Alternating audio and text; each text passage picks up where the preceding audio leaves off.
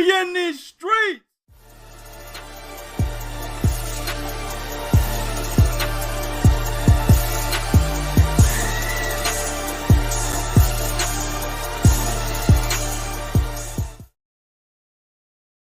All right, man, what's good? We back in the building. 3KingsBoxing.com is in these streets. Yeah. Y'all know what time it is. Yup. Look, man, we had a little bit of a hiatus, you know what I'm saying? It's not because we didn't want to do this shit. It's because there was a tragedy in my family. So had to take a hiatus. We back now. Talk about that a little bit later. But we had to come back for that Canelo Jermell Charlo fight. Just there's no way around that, bro. We could skip Usyk, Dubois, right? Yes. We can skip several other fights that happened after that. We can skip those. We can skip them. But Canelo Jermell Charlo, nah, bro. Nah, we had to come back for that one. We here, baby. We 100%. Hey, what Curtis Blow say? Back by popular demand. Hey, probably like 6 people watching know what Curtis Blow or who Curtis Blow is, bro. It's 2023, nigga. Curtis Blow is a rapper in 1980s, man. No, he was a rapper before I was fucking born, bro. For real. Don't nobody know no damn Curtis Blow. But at the end of the day, man, y'all know how we do it, man. We like to before we actually get into the meat of the show, we like to kind of season it up, do a whole bunch of different topics, talk about boxing, the world of boxing, things that are happening in the world of boxing. But first, as we always do it, we like to do a fantasy matchup. Yes. And the first fantasy matchup of us coming back is a huge one. We got Pernell, Sweet Pea Whitaker versus Shakur, Stevenson. And that's a huge matchup. Bo, let me ask you, what weight are we talking about here? 135. 135? Okay. I'm talking about 135. All right. What you think about that, man? 135 is where Pernell was dominant. Yeah, this is a good one because you're talking about 2 very defensive-minded fighters. Now, here's the thing I think people don't understand about Pernell Whitaker, and I say this all the time. Pernell Whitaker became a defensive fighter because during the time he was fighting, it was the big boys, it was the heavyweights. You either had to be a welterweight or you had to be a heavyweight. Them the cats that got the shine, right?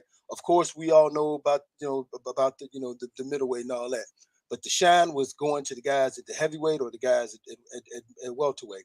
So what Pernell did was he transitioned himself from being an offensive-minded fighter to a defensive-minded fighter. He became a defensive wizard, right? I mean, like you say, he was up there with El Intocable, which is Nicolino Lochina, okay? Mm-hmm. Willie Pep. He was up there with those guys from that defensive standpoint, right? This is a dude that could not throw one punch the whole round and win it. Hit you with a jab. Okay, I'm gonna win this round because you ain't gonna touch me. Right, he gonna bob and weave your next combination, right? The next 20 punches you got. Ask Oscar De La Hoya. Oh man, next 20 punches you got, he gonna bob and weave all them hoes. Yeah, in the corner, sitting down on rope, looking at you like, no, you still nothing. Right, right. So you got that. Shakur Stevenson has a different style of defense. Shakur Stevenson defense is more of a range type defense, meaning that he's defensive minded by staying at a comfortable range where he can strike and then get back without getting hit. It's a totally different type of defense that he has versus Pernell, who has in close right there in close with you defense and at range defense also as well. I like this matchup, man, because in this matchup right here, the person that is able to maintain a defense and being able to sprinkle a little bit of offense with it is the person that'll win this fight. Now I'll say this: Shakur Stevenson, and I could be wrong, and if I am wrong, hey, it is what it is. Shakur Stevenson, for me, from a footwork standpoint, may have had more athletic feet, but when it comes to foot placement, I've seen nobody with better foot placement than Pernell Whitaker, man. Nobody had better foot placement than Pernell Whitaker. I think this is a good fight. I think it'll be a situation where somebody's going to have to take the lead and be aggressive at times. And if I had to pick somebody in this fight, I like Shakur, and I think that Shakur would do good. But I got to pick Pernell Whitaker because I've seen Pernell Whitaker switch on that offense and maintain that defense as well when he switches on that offense. Shakur Stevenson, when he switches on that offense, sometimes he don't necessarily maintain that defense. And against a guy like Pernell Whitaker, who's also defensive mind himself, Pernell also fought other defensive fighters and knew how to nullify their defense while maintaining his own and pursuing offense. I like Pernell Whitaker in this fight. I think Pernell would probably win this fight. I'm gonna go 8-4, maybe 7-5. Pernell Whitaker. Yeah, man, that foot placement statement you made is a huge one, dog, because that's actually how Shakur Stevenson is beating these guys so easily right now. Foot placement, Mm-hmm. everything behind the jab, right? And he's got a pretty much got a better boxing IQ, Yeah, and he his does. athleticism is unmatched. I mean, all of those things coupled into one fighter, it becomes a problem. Think Floyd Mayweather of his time, right? Correct. But the problem here is we're talking about all-time greats.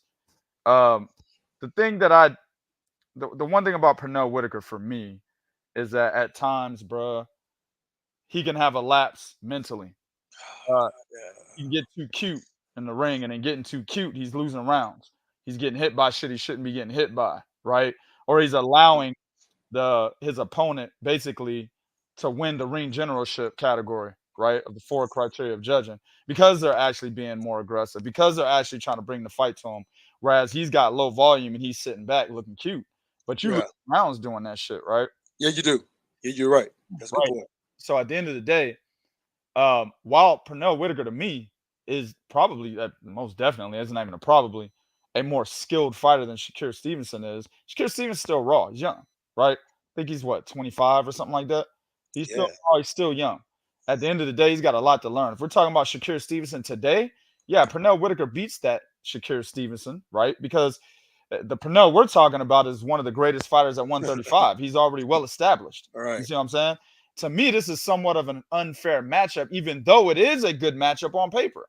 But when you break it down, you got to take Shakur for what he is now and Pernell for what he has become when he, wrote his ticket to the Hall of Fame. That Pernell is always going to beat this Shakur. But Shakur that matures, gets older, gets better, Yeah. he's got the tools to become a much better fighter than Pernell Whitaker, in my opinion. So yeah, I definitely got to go with Pernell. Um, it will be the student teaching, the teacher teaching the student, just like Terrence Crawford does to him today. Yeah. Yeah. When Yeah. Shakur and Terrence Crawford in the gym, Crawford is teaching Shakur. Right. When Andre Ward and Shakur are in the gym, because they still hang out, even though Jay Prince took that nigga from Andre Ward. And Andre Ward will let you believe, man, you know what I'm saying? I let him go. I just stepped down. No, you didn't, nigga. Jay Prince was like, come on, man. It's about respect. You gonna give me that fight or I'm gonna kill your ass, nigga. That's basically what happened. And Andre Ward gave up Shakur Stevenson. But they still cool, even though Andre Ward's life was on the line. And he teaches Shakur Stevenson whenever they're in the gym. So that Right. would be the situation if we're talking about this kind of matchup. Teacher teaching the student. Definitely Sweet Pea Whitaker, bro. Yep. Yep. Man, like I said, I like the matchup because what I want everybody to understand about a matchup like this, and you hit it right on the nail. Shakur Stevenson, when you look at Shakur Stevenson, he does have the ability to be better than Pernell Whitaker, but he's just going to need some time. He's going to need some fights. But the reason why I wanted to make this matchup is to show you guys. A lot of times, a lot of you guys don't understand how generations work, right? Just because a fighter is great in his generation, don't mean that a fighter of this current generation can't be competitive or give him problems, or even in some instances even beat him. I mean, hell, we had that matchup with Winky Wright. I think it was Jermell Charlo, and you said something I forgot about how Winky Wright fight. Like, yeah, okay, look, you gotta look at Jermell. Yeah. So, you know what I'm saying? It's all about being able to break down that style. Like you said perfectly. It's a good fight on paper, but when you start breaking it down, it's like, oh no, this nigga eating a porterhouse and this motherfucker having a hot Exactly. dog. Exactly. Very well said. Hey, get that real quick. My man Alex said, who had better footwork prime for prime, Loma Pernell or Manny? Still Pernell Whitaker, and here's the reason why. Lomachenko, Manny Pacquiao footwork. I've never thought Manny Pacquiao had great footwork. As a matter of fact, some of the reasons why he was counter punches was able to successful against Manny Pacquiao because his footwork wasn't good. Manny Pacquiao just threw a volume of punches. It wasn't so much his Well, footwork. I wouldn't say that. I think Manny Pacquiao had great footwork. He had fast feet. He utilized angles very well. But out of those three, yeah, he's probably third best. Loma's footwork is ridiculous. You know what I'm saying? Pernell Whitaker's footwork was great, and I agree with you. It was the best of that time. But Pernell's upper body movement was what made everybody ooh and ah. You see what I'm saying? Okay. Wasn't just his footwork. I got to pick Loma in that situation because the kind of footwork that Loma's doing, I've never seen anything like that, bro. Today, he's not doing it as much today, but he said prime for prime, right? We're talking Loma, amateurs, and, back down when he's fighting, he beat the shit out of Gary Russell. Yeah, that footwork, oh, yeah, bro. I got to go with him, bro. Yeah, that right there, footwork is, I don't think people understand how good footwork is. The major, most important thing, man, in a fight. You look at guys who are able to make fights look easy. They made it look easy because number one, they did it behind the jab, and then they footwork. And keep that in mind. Footwork. That's another reason why I picked this topic. Keep that in mind. Footwork when we get to this breakdown. This breakdown is gonna be big, and it's gonna be why, because of fucking footwork, man. That's what y'all gonna hit. All right, man. So next up, getting old sometime. Getting old as a fighter sometimes can be a bitch. That's what Joe Joyce is finding out, man. Joe Joyce is, of course, you guys know, he got knocked out. The granite chin of the juggernaut got knocked out by Zhilei Zhang. And me and Probably was on the phone when this fight was happening. He said something, and then I was like, yeah, this is why. And you was like, man, he was getting way harder than that by Dubose. And I said, well, the difference here in Zhilei Zhang is he's putting, Dubose is more of arm punching. Zhilei Zhang is actually putting, he's putting that torque on that punch. And that's what's affecting, and that's hurting him more, is because he's actually putting that turn and that torque on the punch, man. Man, he was turning his hips beautifully, and he was turning that punch over nicely, man. That right hook that put Joe Joyce down, that was perfectly timed, and the technique was perfect. Yeah, perfectly turned over, hits perfectly turned. Everything was great about that punch. That's why I knocked him down like that. Man, he went down in slow motion, 2K. Yeah, yeah, he did, bro. He went down in slow motion. Motherfucker had him on instant replay. Everybody else is on live TV. This nigga on instant replay.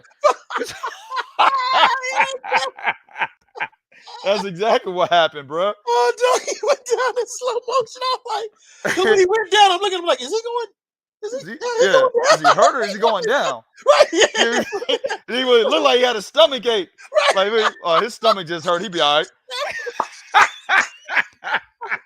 Hey, I thought he was looking for something on the floor. Like, is he dropping mouthpiece or something? This nigga going down like that. That shit was crazy, dog. Oh man, he hit him in slow motion. But when you look at it, man, Zhang, who is 40 years old, but Joyce, these are bad losses he took.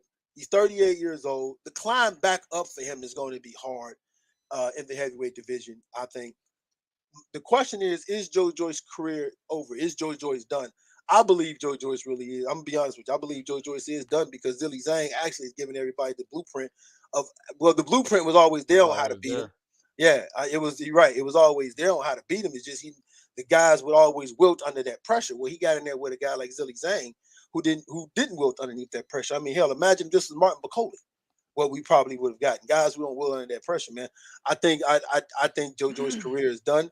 Will he be able to come back? We'll see. I think if he's going to come back, they're going to have to move him carefully. But I don't know if he has that much time. Being 38 years old, being in the heavyweight division that has some of these younger guys like Frank Sanchez, F.A. Jagbear, Jared Anderson, and these boys coming up. I don't know if he can reclaim that top spot that he had, man. What's your thoughts on that? Well, it's not just that the fact that the blueprint is out there, right? I mean, you could watch a fighter like Joe Joyce and be like, man, all I got to do is this, right? Mm-hmm. It was always about when you get in the ring with Joe Joyce, it wasn't as easy as it looked, right? When watching videotape on the guy. Good point. What has effectively hurt his career, possibly to the point of what you're saying that he might be done, is because he no longer has that granite chin. The granite chin and the fact that he never got tired. Those were the two key elements of his boxing character, if you will, right?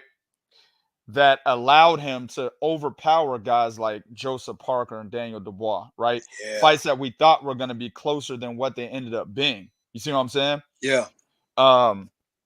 He doesn't have that anymore. Stamina, I didn't really see too much of an issue.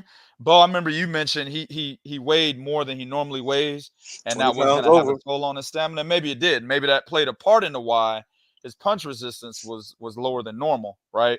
But at the end of the day, that right there, that enigma that is Joe Joyce. Granted, Chin, hit him with whatever you want. Doesn't matter. He never goes down.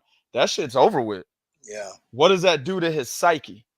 Because he understood that was his enigma. He understood that was the one of the skills, if you will, the intangibles that he had over other people in the heavyweight division. He was going to ride the fact that he doesn't get hurt and doesn't get knocked out and doesn't get tired all the way up into fighting for a title shot, right?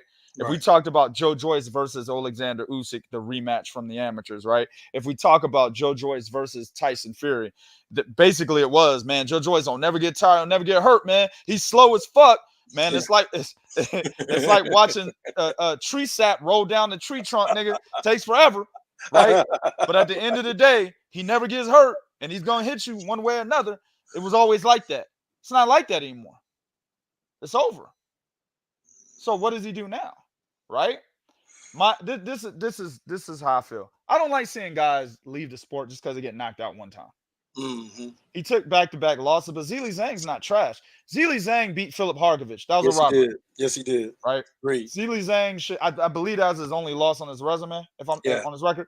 Zhilei Zhang should be fucking undefeated then. Right? Because he beat Philip Harkovich. That was a robbery.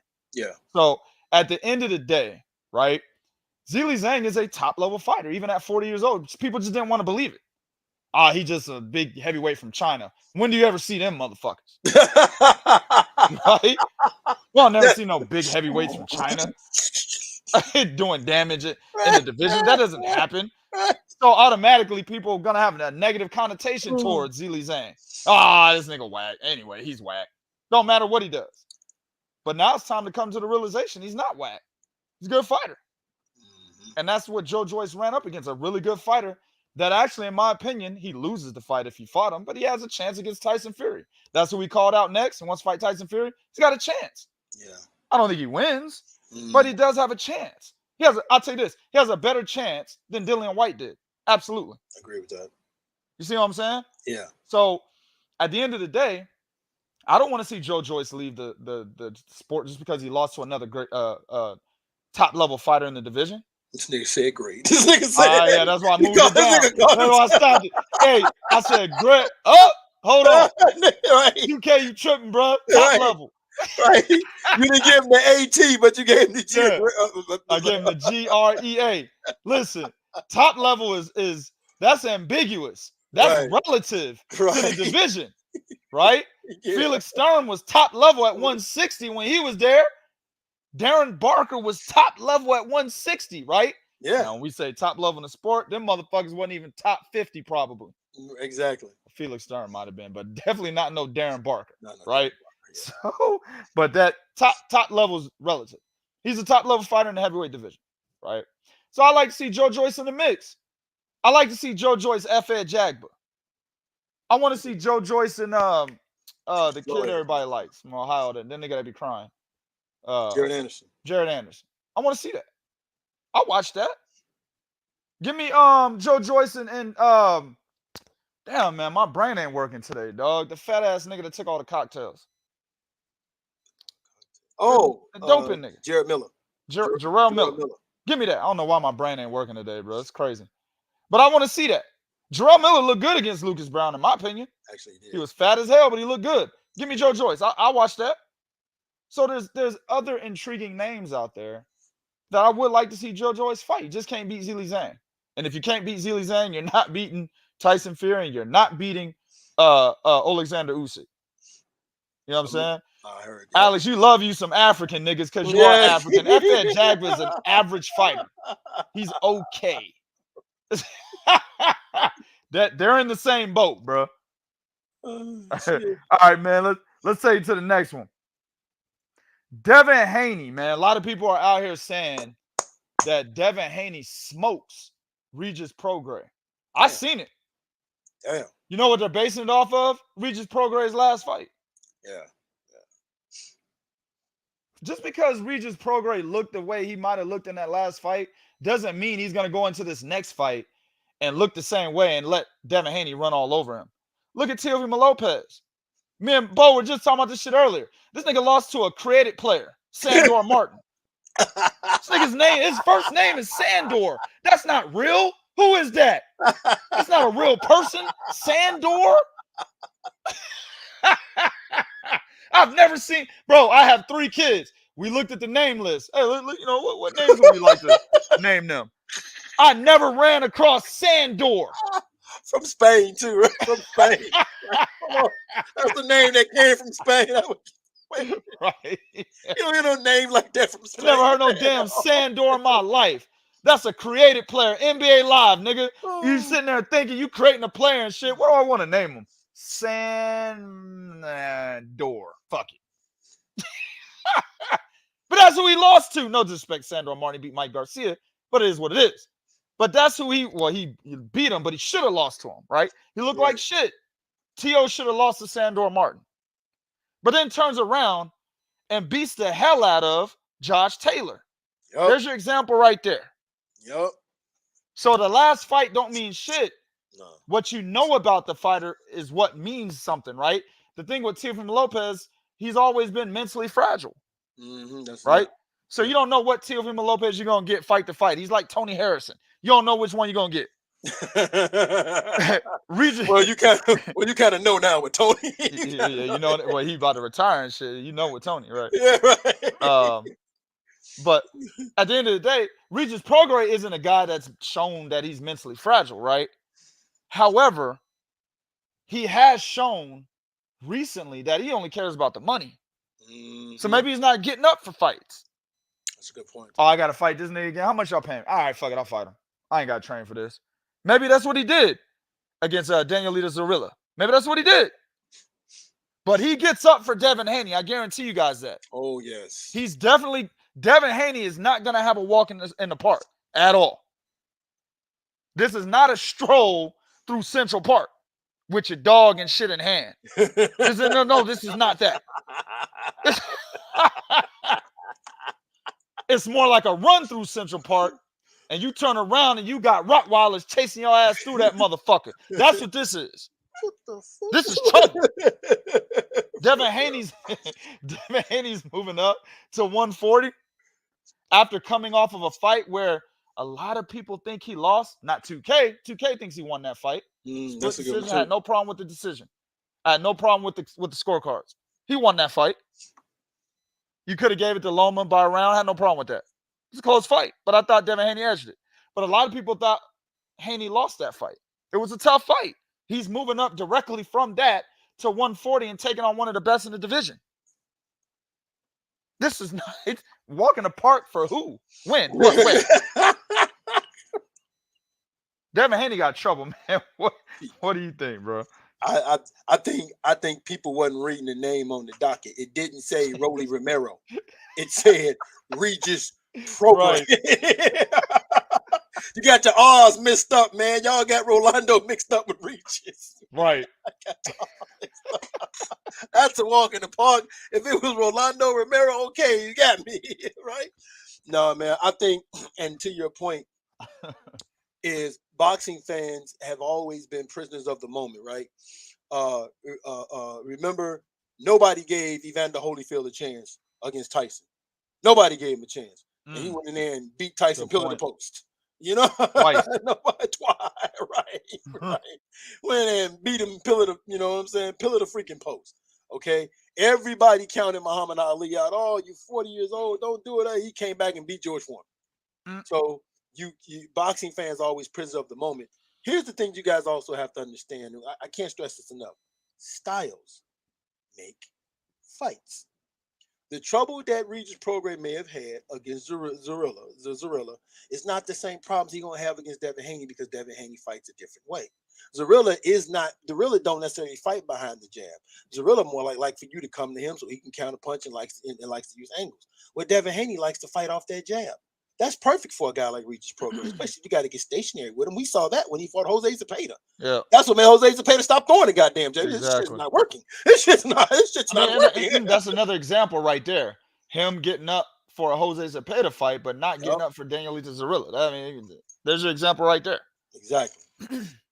So I agree with you, man. Listen, Devin Haney is having problems because the one thing you guys got to understand is the relentless pressure from Regis Prograis. The mindset of Regis Prograis. And then on top of that, Regis Prograis can pop. So it's gonna be. I'm with you on this. This is not. It's not as easy as you guys think, man. This is. I can't wait till we get to the breakdown of this fight when this fight takes place, because this is not as easy as you guys think. And then for Devin Haney, now kudos to Devin Haney because he's going up. He could have easily fought Rolando Romero, man, and been done with it, But no, he went up and he's fighting, like you said, arguably probably the best guy in the division. Devin Haney wins this fight, man. He is straight up legit. Matter of fact, I'll probably email Teofimo Lopez. He got a better resume than you, right? No, Dad got a better resume than you, right? Yeah, damn, that's messed up. Right. You can't be losing to George Kambosos. The nigga beat him twice, man. That's a problem, man. Easily. Easy. That right there is a huge jump. Now, Josh Taylor puts him ahead, but you're right. Regis Prograis, even though Josh Taylor beat Regis, that's another questionable win, right? I had Josh Taylor winning that fight. Right. But that could have gone either way. Sure could. But at the end of the day, I'm sorry, the Regis where he's at right now versus what Josh Taylor was at. Yep. Josh Taylor should have never even been champ. That motherfucker lost them belts to Jack Catterall, in my opinion. Exactly. Good point. Yeah, absolutely, man. Yeah. Ooh. So Regis Prograis is at a much better status, in terms of his career than Josh Taylor was when he lost to Teo. So yeah, dog. You might, I agree. It's right there. It's very debatable. Right now, it's not debatable. If he beats Regis, it's debatable. Exactly. Agreed, man. And speaking of Teofimo Lopez, let's keep it on Teofimo, man. Hey, man, that boy Richardson Hitchins. That's a bad boy right there. That nigga's the best Haitian fighter right now. Hey, he might be the greatest Haitian fighter of all time. Got to go look up Haitians. Gotta go look him up, bro. Gotta go look him up. I do gotta look him up. I was about to say no, Zuma Nelson. I said, hold on, wait a minute. Yeah, Zuma Nelson ain't Haitian. Nah, they got it gonna take forever. Don't worry about it. At the end of the hell no, ain't no Bremain Stavern. Nope. Ain't no Jean Pascal. Nope. Richardson Hitchins a much better fighter than both of those guys in their prime. Both of those guys in their prime, man. Julian Jackson ain't Haitian. He's from the Virgin Islands, I believe. Okay, all right, yeah. I'm done. I told you to stop. I know. They're gonna be like Mike Tyson. You gonna say that next? He's either from the Virgin Islands or Bahamas or something like that. Julian Jackson is one of them. But man, look. Richardson Hitchins a bad dude, bro. He outboxed the shit out of Jose Zepeda. It was absolutely no contest. Jose Zepeda looked like he shouldn't even be mentioned anymore. That's how bad he looked twice in a row. And to me, the Regis fight, he looked good early, but Regis he's a smart fighter, so he adjusted and took over the fight. But this fight, he didn't look good at all, period. Like, yeah, dog, 120 to 108. Easy work. If you're Jose Zepeda and you're a guy that people were looking at as like the wild card of the division, right? Because he arguably should have beaten Jose Ramirez, right? He would have beaten Terry Flanagan, but he had a fucking injury in that fight, had to bow out of it, so he got the L. That was his first loss of his career. He would have beat Terry hoe-ass Flanagan. He's sorry as hell, right? So at the end of the day, he was always looked at as a wild card. Like, damn, this dude, it's going to be serious business, right? Yep. But then Regis came in and just pieced him up. And then you got Richardson Hitchins making him look like he's an amateur. Man. If Richardson Hitchins can come out of being a prospect to making someone at Jose Zepeda's caliber look like an amateur. Think about the last prospect that tried that, right? Josue Vargas. Yep. Remember that? Yeah. The last the last prospect that tried that shit was Josue Vargas, and we ended up with this shit right now. Knockout victory. You can see the fans heartbroken here for Josue Vargas.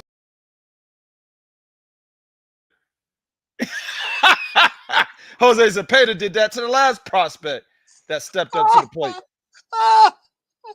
You see what I'm saying? So, at the end of the day, Richardson Hitchins wasn't supposed to do that. He was supposed to be like Josue Vargas, bro.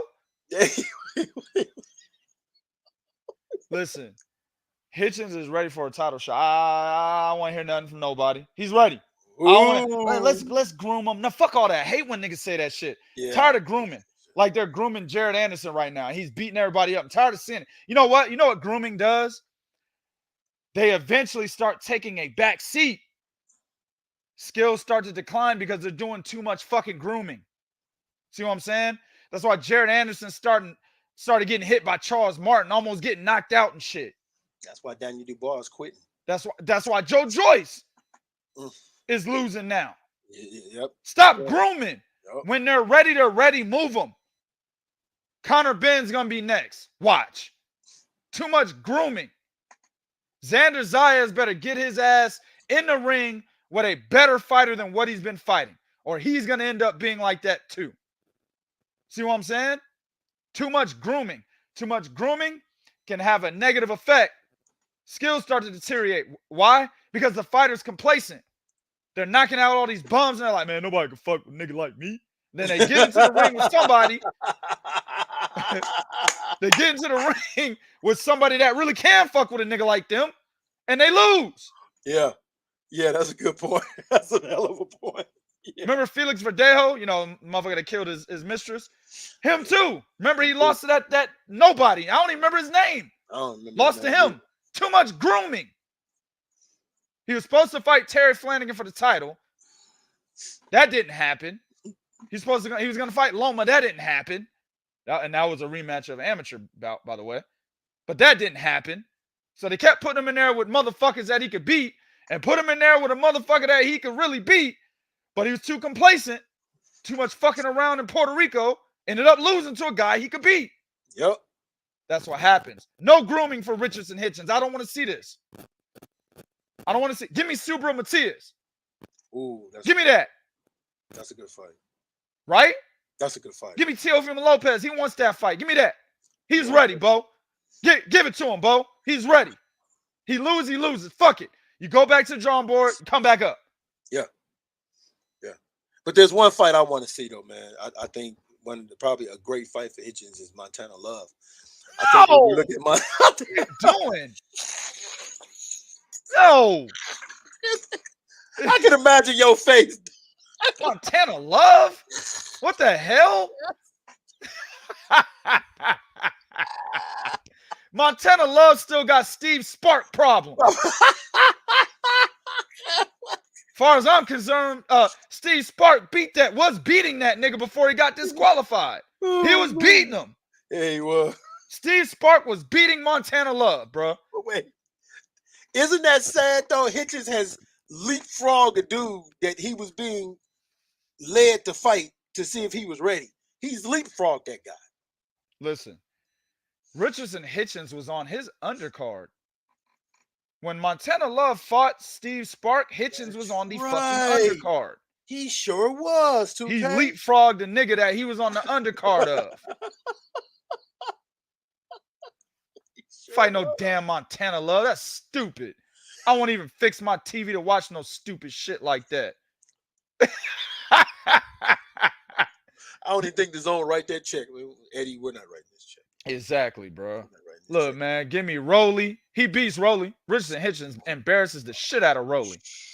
Easy work. WBA regular champ right now. Easy work. He's ready for Teo. I think he's ready for Teo. Subriel Matias, that's a good fight. But I think he's ready for Teo. So yeah, man, no grooming for Richardson Hitchins. Put him right in there with a title shot, man. I agree 100%, man. I'm answering this right here by my man Hope. He said, "Is Richardson currently better than Gary Antoine?" Who's that crying? Is Richardson better than Gary Antoine? Yeah, I'm gonna tell you why. Gary Antoine fought Victor Postal, and I thought, they didn't have to stop the fight, but they did. But he struggled. He had some issues with Sure Victor did. Postal. Okay. And then there's some flaws in Gary Antoine that you can also see. Gary Antoine, he can take a punch, but there's a lot of flaws in Gary Antoine I see. He progresses a little slower fight per fight than I've seen with Richard Hitchins. Okay. Everything about Richard Hitchins I like: footwork, IQ, punch placement, He fights off the jab. He knows what he knows what he can do, and he plays in them strength and not so much weakness. Laser focus. He's watching every punch he's come to. Counter punching is even better. Gary Antoine Russell is no slouch. I'm not saying that at all, Pierre, by no means. But if you was to put Gary Antoine Russell in the ring with Richard Hitchins, I'm taking Hitchins, man. I'm taking Hitchins. I mean, yeah, that's a tough one for me. I'll probably take Hitchins just based off the strength that Hitchins has looked better against step-up competition. Okay. But that's all I could say that off of. You know what I'm saying? So Right. I wouldn't. I don't know about that. But Gary Antoine Russell's nice. Yeah, he is. And fighters look good sometimes, and sometimes they don't. And that'd be a fight that Gary Antoine Russell gets up for. That's a tough fight for Richardson Hitchins, man. That little, using the ring and boxing from the outside, that shit ain't gonna work on Antoine Russell for 12 rounds. It work on Jose Zepeda, not Russell. So we would need to see a little bit more from Richardson Hitchins in terms of digging deep. He might even have to fight at mid-range, feet planted. He might even have to get on the inside. I don't know, Bo. Yeah, dog. Break it down a little bit before you make that pick. All right. Well, here's one of the reasons why I think the activity of Richard Hitchins would be a problem for Gary Russell, because that's what the problem Gary Russell had when he came to Victor Post. When Victor Post activity slowed down, that's when Gary Antoine was able to pick it up. If he can maintain that volume and that output, I believe he can edge a split decision or even a close decision over Gary Antoine. I'd have to see Gary Antoine another fight, because Gary does fight tall, and he looks taller than what he really is when you see him in the ring. So he does fight tall, but I think just from an overall standpoint of being able to fight behind that jab and keep up the volume and activity, I would have to edge Richardson. That's why I think Richardson could possibly squeeze out a victory in that fight. All right, man. Let's go ahead and move on to the next one. Ben Rodriguez does not look ready physically to face my guy at 112 pounds, Sonny Edwards. That's my boy right there, bro. And he likes black women. You know, the black woman of choice right now is, right? Yeah, Clarissa Ugly Ass Shields. Yeah. The funny thing about that shit is, my man, remember that post he made on Twitter?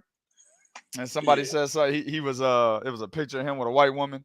And he said they said something about him being with his girl or something like that. He said, man, only time you see me with a white woman if it's a member of my family. I said, man, I don't usually retweet shit boxers say. I had to retweet that. My man is in love with black women, plus for me already. So, but Sonny Edwards is a great fighter.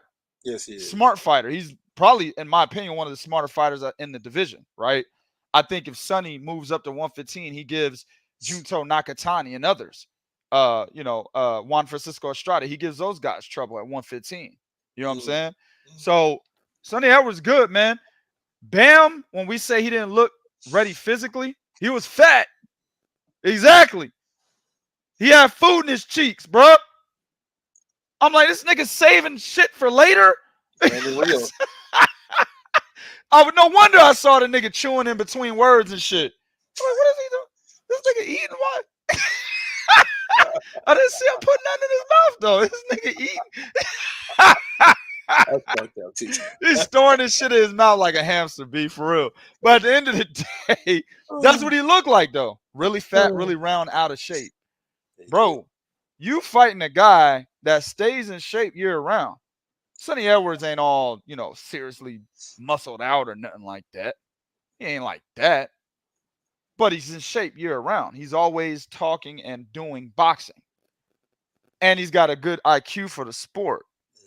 Man, that spells major disaster for Bam, man. What do you think about that? Bam, when I saw it, what it reminded me of? Brandon Rios. Oh, good point. Yeah. Reminded me of Brandon Rios. These are guys that if they're out of the ring too long, or if they're not in the gym on a consistent basis, this is what happens to them. They don't, the discipline factor of this. Here's the thing, man, and I couldn't believe what I saw when I saw it. The problem that you have is when you see a guy chubby like that, they spend more time in camp losing weight than working on their craft. Mm-hmm. You can't go into a fight against a guy like Sonny Edwards working on what to do. I mean, losing weight, more focused on losing weight than working on what to do. You got to have a plan A, B, C. Sonny Edwards is a very good fighter who's shown major improvements per fight that he's moved up. And understand, he's not fighting slouches. Right. All right, he ain't looking to fight slouches. Like, this ain't even supposed to be Bam. It's supposed to be Julio Cesar Martinez. Right. You know what I'm saying? But Eddie Hearn's like, no, I want to hold off on that. I want to hold off. I mean, this is the better fight. It's Actually, supposed to be the better fight. You know what I'm saying? I agree with that. Bam to me is better than Julio Cesar Martinez. Martinez has been slipping. Yeah. So this was actually the better matchup until we saw this nigga, you know what I'm saying, skip his Weight Watcher meetings and shit, man. Yeah. I didn't. I'm gonna tell you, man, I didn't like what I saw. And then when you look at the fight, well, what is one of the main things? See, the thing about losing weight, and you guys don't, like me and Prodigy, you know this, you fault. If you don't lose weight the right way, like if you spend too much time losing weight, think Roy Jones and I think it was Antonio Tarver. Roy was getting tired toward the later ends of that fight because he had to come down 25 pounds. When you have to lose weight, as the fight go on against a guy that is moving like Sonny Edwards is going to move, that's going to make Bam Rodriguez tight. And the tighter Bam Rodriguez get, the better Sonny Edwards is going to get. So you can't go into camp trying to lose weight better, more so than focus on what you need to do, because there's a lot he got to overcome. He got to overcome that. He got to overcome that ring generalship. He got to overcome them counter punches. He got to overcome that jab. He got to overcome that footwork. There's a lot you got to overcome, man, when you're fighting Sonny Edwards for you to be going there talking about losing some weight. So, I mean, hopefully, you know, we'll get to see videos of how it's going. But I'm with you, man. I did not like what I saw when I saw Bam.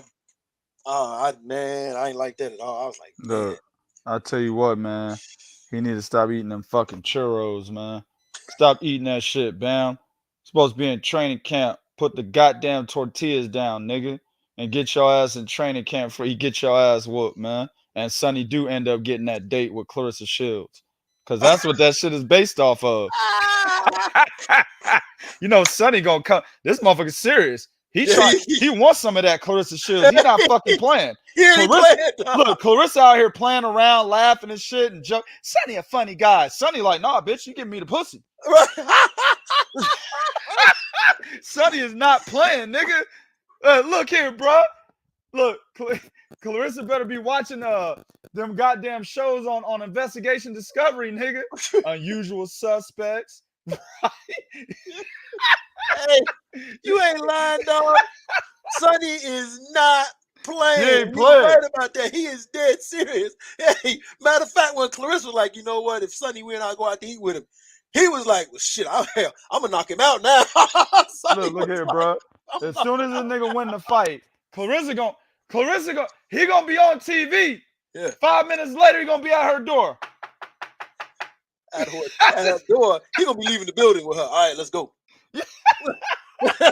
He ain't playing.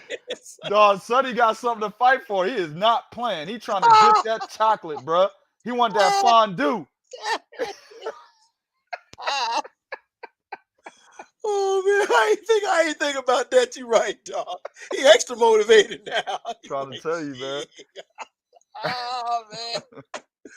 Oh man, he gonna get some of that fun, dude.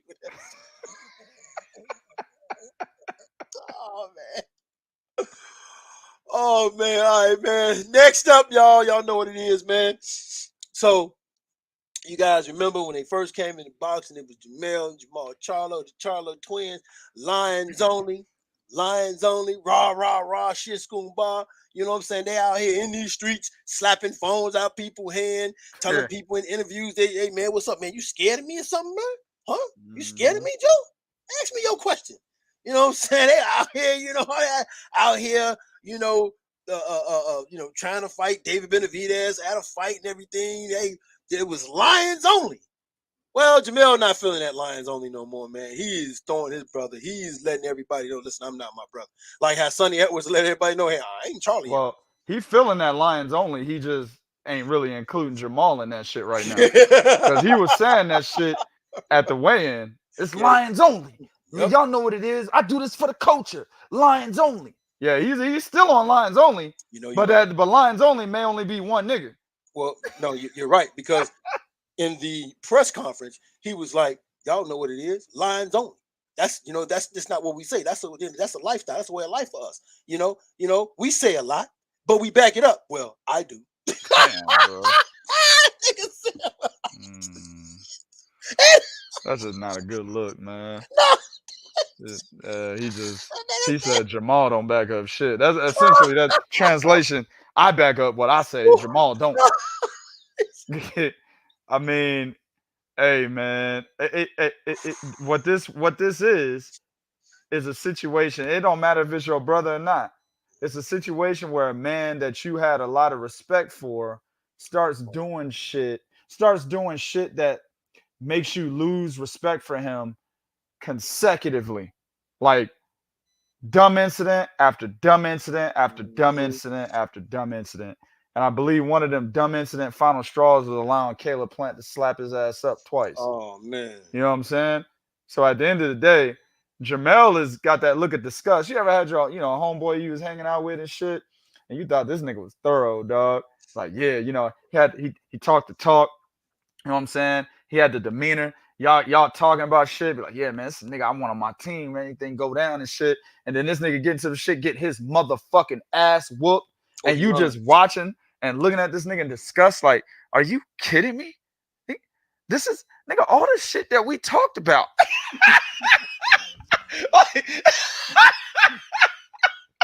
All the shit that we discussed. You know what I'm saying? And you just get your ass whooped like this. This is exactly how Jermell feels right now. Guaranteed. And that's why he keeps throwing him under the bus. He's got the big fight. Jermall doesn't. And Jermall is talking about fighting Jose Benavidez, nigga. Nobody gives a fuck about that fight. Benavidez just lost to a blown-up 140-pounder in Danny Garcia. Why the fuck would we want to watch that shit at 168 even, nigga? If it's at 160 or 168, doesn't really matter.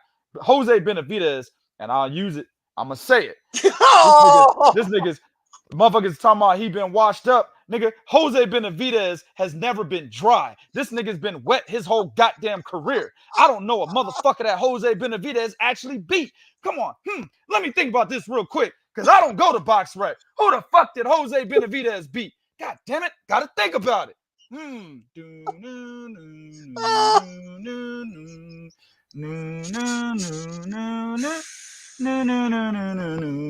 Fuck it. I'm not waiting to the end of the song. I can't remember. Who did he beat that anybody ever cared about? Jose Benavidez. Who? Exactly. So that Jermell Charlo, isn't he on the undercard? Yeah. Yes. And remember, they had did a double main event for them two boys. Remember that? Yeah. He's fighting Jose Benavidez Jr., aka Mr. Wet Wipes, on a fucking undercard as a champ. Only time champs be on the undercard, bro, if it's a mega pay-per-view event or some of the little guys fighting or some females. That's it. He fight on the undercard of a guy he was barking at and didn't fight. Woo! And fighting that guy's older brother. Man, that's embarrassing. Older brother been shot in the leg.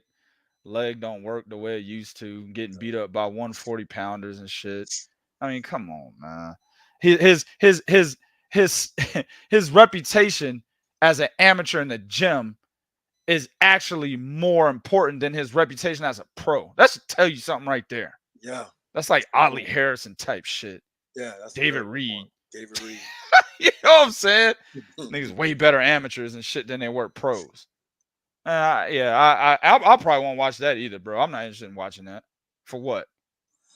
Clearly a tune-up for Jermall, who right now is mentally in shambles, especially when his brother's basically calling that nigga a pup. You got all these fans out here calling him a pup. Now his brother's calling him a pup, and only so many words. He might fuck around and lose to Mr. Wet Wipes, nigga. He might lose to him, bro. I mean, think about this, man. You can clearly tell Jermell is disgusted because typically them dudes is together. When he got slapped by Caleb Plant, he not only was he not there, he didn't even try to defend. He typically would try to defend. He didn't try to defend his brother. He like, listen, I ain't the one that got slapped, so y'all stop tagging me, okay? I mean, I agree with him. Hey, hold on, man. I didn't get smacked. Right. That was the other one. I would have said some shit like that. That was that other guy over there. Ain't that your twin? Nigga, I said the other guy. I would address my twin brother just like that. I ain't falling on no sword because your punk ass let this dude smack you up twice in public. Got me fucked up. Yeah, we look alike, but we not alike. I'd have said some shit just like that. Oh, man. You got to prove yourself to me, bro, before I call you my brother again. Get smacked up. Yeah. You don't even hang out. I'm telling you, we used to see them together. You don't even see them together like that no more, man. He's like, you made that. That's a good point you made. He's disgusted with his brother right now, man. He's like, dude, he's disgusted with him, man. He truly is. So, yeah, he don't want no part of that, man. All right, man. Let's move to the next one. Tyson Fury versus Oleksandr Usyk, man. I'm sorry.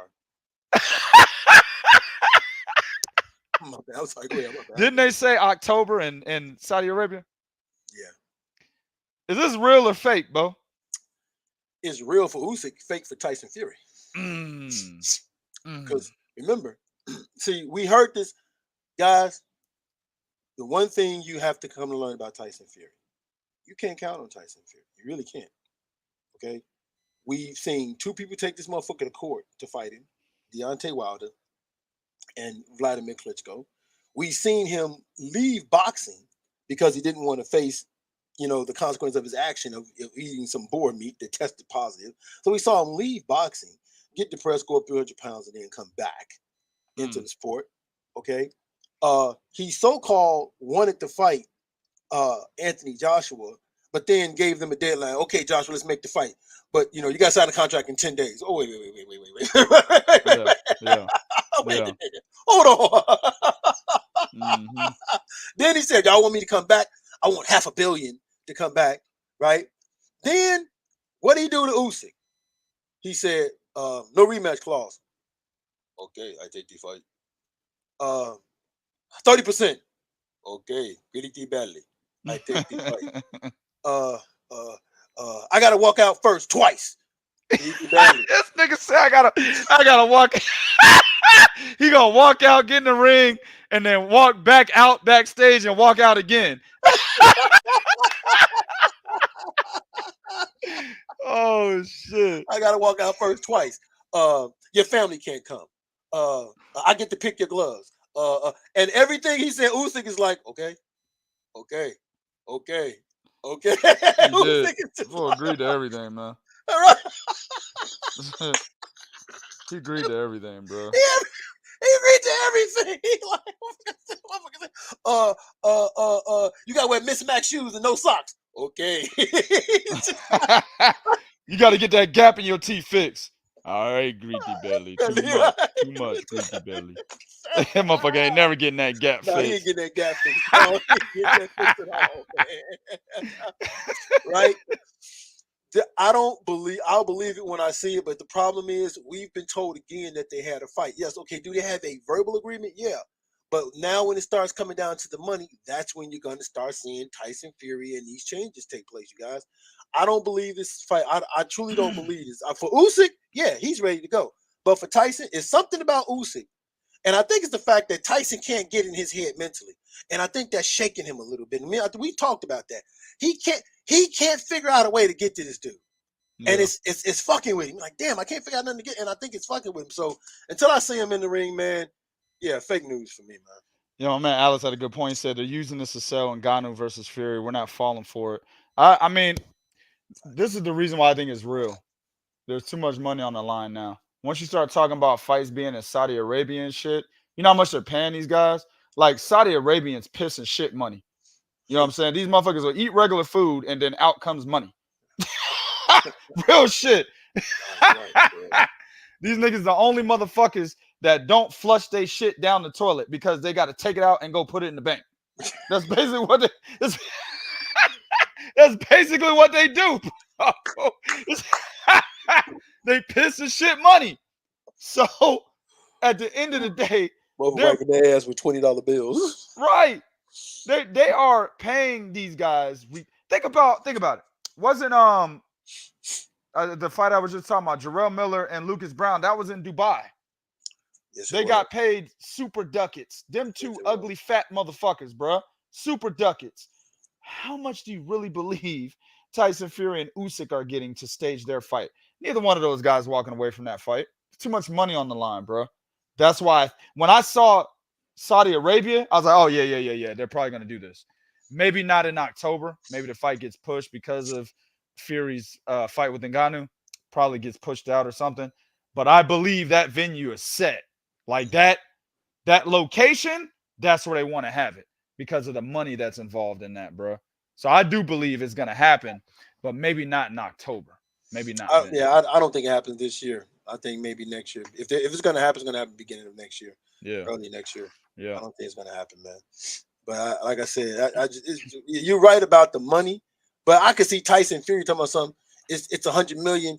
I want 90 million. He gets 10. I could see him doing something crazy. I mean, honestly, yeah. But when has Usyk, and y'all correct me if I'm wrong, when has Usyk ever shown that that he's all about the money? I remember statements about him saying it's not even about the money. Him and Bivol have said that. You know what I'm saying? All right, Alex. Alex said it's December 23rd. Okay, I figured it was one of them days or months or whatever. But at the end of the day, if it is December, that sounds more reasonable. October doesn't sound reasonable. December sounds reasonable, right? So if it is December, then at the end of the day, yeah, I could see that happening in Saudi Arabia easily, especially for that kind of money. Take it. Yeah, they're doing that for Christmas. Mm-hmm. That's that Christmas bonus. Yep. That's that Christmas bonus. Exactly. That's that Christmas bonus, man. All right, man. We got one more that wasn't on the docket, but I wrote this down. There's an interesting fight that I think is a very interesting fight that's on the undercard of Jermell Charlo and Canelo Alvarez, and that, of course, is Jesus Ramos and Erickson Lubin. I like this fight. This is a very good fight. Understand, Lubin can't afford to lose this fight. He's already lost to he lost to Charlo. He had to struggle to get back up, and then he lost to Fundora, and he had to not struggle, but he had to fight his way back up. He loses to Jesus Ramos.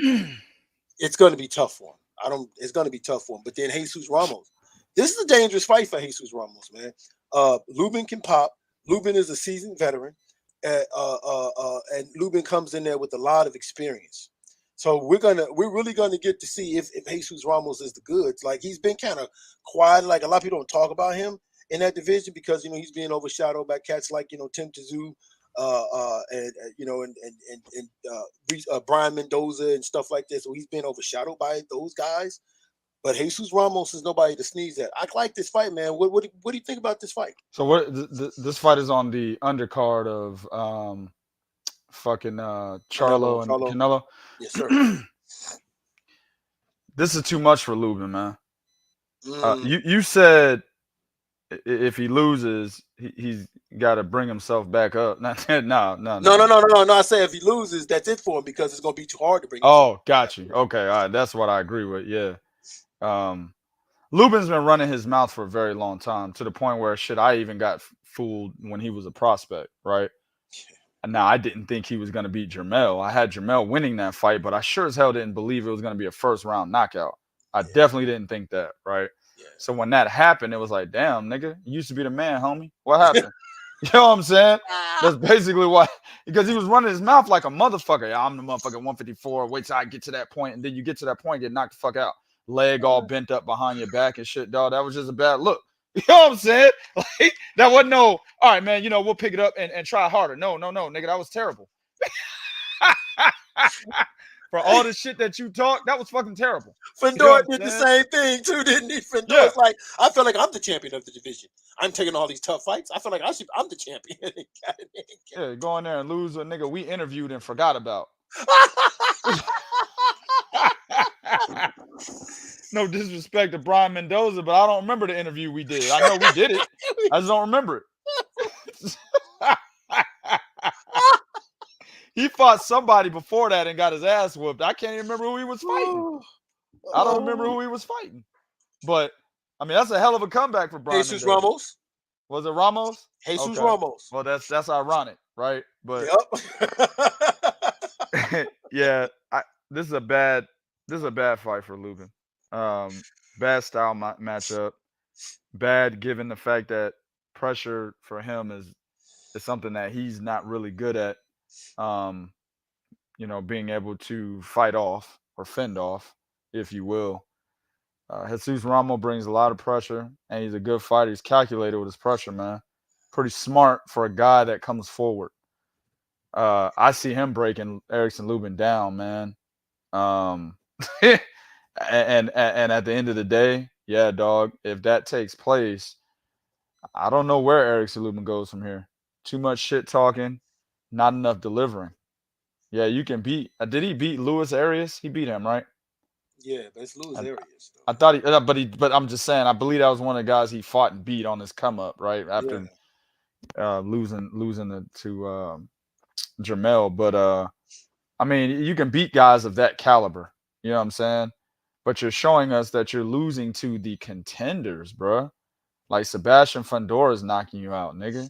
I like Fundora, but he showed what type of fighter and what class he's really in by losing to Brian Mendoza. So does that mean Brian Mendoza is better than Erickson Lubin? Of course not. The triangle theory doesn't work in boxing, but to these fans, they think that way.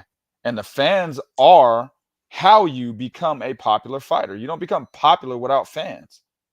So if the fans see you lose to Fundora and then they see Fundora lose to Brian Mendoza, that drops your stock even more. See what I'm saying? Yeah, so he definitely can't lose to Jesus Ramos. And this right here is for Ramos. This is like, hey, I'm on the come up. I gotta win this fight. I'm trying to get a title shot. I'm trying to be up there being discussed to fight Tim Tszyu maybe one day for that WBO title, right? Yep. So at the end of the day, bro, yeah, dog, this is a bad matchup for Erickson Lubin. I don't like it for him. I would have chose somebody else. Hell, I probably would have moved up to 160. 160 is wide the fuck open right now. I probably would have done that and left these guys at 154. The contenders at 154 to me are better than the contenders at 160. I would have left those guys alone, moved up to 160, and tried to handle business there. But, I got to take my hat off to him. He's taking a tough fight. He understands the mission. He understands, what he's got to do. I just don't think he can pull it off. But if he can, I hope I'm wrong. That's what's up, man. Nah, you're not wrong. He's not pulling this off. Listen, man. Yeah, and you said it best. Jesus Ramos, I don't remember. They number one, he come from a boxing family. I think his uncle fights and all of that. Jesus Ramos, in each fight he's been in, he has shown his IQ is getting better. He has shown his skill set level is getting better. He's shown that he can box as well as if he has to stay in right there in the pocket and fight you in the pocket, he can fight you in the pocket. If he wants to fight you at mid range, he's shown he can fight you at mid range. So it's going to be a bad fight because the one thing we've known about Lubin, you can only take punishment so much. And I know what you guys are thinking. Well, Bo, he don't know. He got knocked out by Charlo. He got beat really bad by Fundora. Ramos has the ability to do that to his face again because he is a hard puncher and he is a combination shot puncher. So it's one of these fights. When I'm looking at this fight, I'm like, I can see myself saying at some point when it gets a little heavy, hey man, stop the fight. Yeah. Because Ramos is gonna go for the kill if he sees his boy hurt. He's not gonna play. Yeah, agreed. Yeah, tough, man. Tough for Lubin. We'll see what happens, man. But I got to see Ramos, man. You got to win by knockout? I don't know about that, but I got him. I ain't breaking the fight down like that. All right, bet. You know what? I'll go out on a limb. I'm going to say 9th round knockout, Ramos. All right. 9th round knockout, Ramos. All right, man. Now it's time to get to the main event of the evening. All right. As you guys know, it's undisputed versus undisputed. Of course, one guy will no longer be undisputed once this fight. I think once the bell rang, that's it. The WBO is like, all right, give us our belt. We're going to send it back. We're going to send it down to Tim Tszyu. So you got that going on, but you got undisputed versus undisputed. Charlo is coming up 2-weight divisions to take this fight with Canelo Alvarez. Charlo's going to be up for this fight, you guys. He's going to be up for this fight. Listen, and Canelo Alvarez said something, and I had to push back on it just a little bit. He said that he's gonna find out that these moments, this moment is different. It's a different level, at this moment when you're fighting, and you got the crowd rooting against you, or you got the crowd on the other guy's side. He's looking at it like, hey man, the moment might be a little bit too much for him. No, it's not. No, it's not. I do not believe certain fighters are not phased. They're so focused on the task at hand, they're not thinking about that moment. They're thinking about what it is they need to do to win this fight. What it is they got to do. Like certain fighters, dog, that so-called moment is not big for them because they've been looking for this moment their whole entire life. Charlo has been wanting this moment his whole entire life. Charlo even understands what this fight means for him. He's not even looking at it like typically he's an undisputed fighter that's looking at this like I have to win this fight for my legacy. That's how he's looking at this fight. He's not saying, "Oh, I already have a legacy, so I'm just taking." I always wanted to fight Canelo. He's like, "No, I have to win this fight for my legacy." That's how he's looking at it. That's how he's training. He's watching film on Canelo. You guys watch that All Access. He's watching film on Canelo. He's breaking down what Canelo does.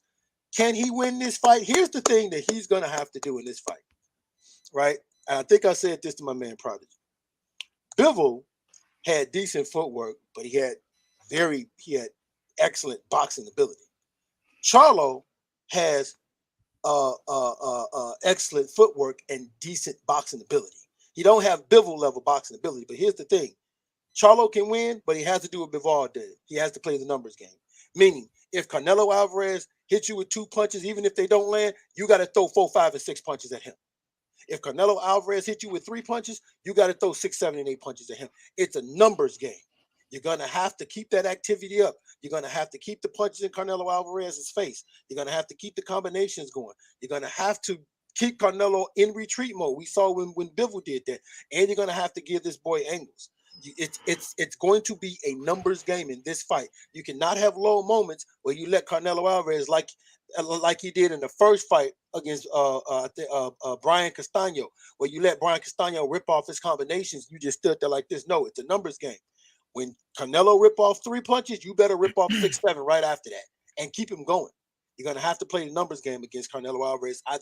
Can he do it is going to be the question, because again, he's going up 2 weight divisions, and this is his first fight at that division. So it's going to be interesting to see how he put that weight on. If he put the weight on correctly. If he put that weight on correctly where he can keep his energy up high, it's not going to slow him down. He'll still be a little bit sharp. When the later rounds come, when them championship rounds come, because Canelo has stamina issues also as well. Let's not forget that. He does have stamina issues. If he can keep it up and have gained the weight correctly, he has a very good shot at winning this fight, man. This is gonna come down. Of course, all Canelo Alvarez fights gonna come down to the judges. Charlo has to be at his absolute best, damn near flawless in this freaking fight if he wants to win this fight convincingly on the judges' scorecard. Can he do it? That's something I'm not sure about. Canelo Alvarez in this fight right here, he's out to prove something. Again, what I say about the numbers, what I say about the numbers game, Canelo Alvarez, he cannot have these low moments like he had against Bivol. He cannot get up against the ropes like he did against Bivol. He cannot allow Charlo to get that confidence that he has going in that ring. He can't allow that confidence to grow. He got to keep that confidence at a steady level. I mean, it's going to go up because it's Charlo, but you don't want it to go from here to here. You want it to go up slowly so you can continue to do the things that you need to do. I believe this fight's going to come down who can implement their game plan more and longer to win this fight. I hate to do this. I'm picking Charlo, man. Split decision. Man, listen, man. I said that this this fight could be a wash for one of these two guys. One of these two guys can wash this fight, bro. Or that one guy that I'm talking about doesn't do what it takes to make this fight a wash, and it becomes a classic. It becomes a fight that we'll never forget, right? Or maybe we'll talk about it 10, 15 years from now. It could happen that way as well. Canelo Alvarez, you made a good point. He's fighting with something to prove. Canelo lost to Dimitri Bivol. That wasn't supposed to happen. That was a shock. it was so much of a shock that he started blaming his diet. You know what I'm saying? And he's trying to get the fight back. He wants the rematch. 3 judges had it 115, 113. Canelo, I didn't give more than 3 rounds in that fight. Right? Those are the Canelo judges at work for him, as we've seen so many times in the past. Right? And he wants that rematch, even though he got his ass slaughtered in that fight, in my opinion. It was just, the brains were better. The jab was just picking him apart, putting him up against the ropes. It was just, at some point, it was like, God damn, Canelo, do something. I was like that. Right. But Canelo's still one of the better fighters of this era, right? Puts his combinations together very well. Excellent counterpuncher. Excellent at seeing the openings, right? As a fighter makes mistakes, excellent at seeing the openings and getting his shot in. Not only that, he has the power to hurt you. Hurt Sergey Kovalev at 175. This is him at one time. He fought at 135. He fought Miguel Vasquez, former WBC lightweight champion. He fought him twice at 135 at one point in his career, guys, and has gone all the way up 40 pounds and knocked out a legit light heavyweight contender. Sure did. Got the power, right? On top of that, he's probably one of the more gifted defensive fighters of this era. Before, he couldn't move his head for shit. Feet was stuck in cement. Now he's got a little bit better footwork, and he moves his head a lot. After fighting Floyd Mayweather, he's moving his head now. Been moving his head for years. Floyd Mayweather was 10 years ago, right? He's got that head movement down now 10 years later. He's slipping punches, slipping shit. He does this little thing where he throws his head back like you hit him, but he actually comes up with a hook. Canelo's a very skilled fighter. That's a problem for anybody, man. But guys, all Jermell Charlo has to do is watch the Dimitri Bivol fight. All he's got to do is watch the Billy Joe Saunders fight. People are going to be like, Billy Joe Saunders, 2K, what the fuck you talking about, man? Billy Joe was beating Canelo Alvarez, guys. What the fuck what you think and say? Yeah. Go watch the fight again. In the middle rounds in that fight, Billy Joe Saunders was styling on this nigga. Hands down and shit, sticking his tongue out at him and shit. Yeah, exactly like that, Bo. He was styling on Canelo in the middle rounds. It was actually getting a little embarrassing seeing Canelo miss and watching Billy Joe Saunders counter him to the body, then up top. He kept doing that over and over again in the middle rounds. Watch those fights and watch how those guys were outboxing Canelo from the outside. Jermell. Bivol is 6 foot with a 72-inch reach advantage.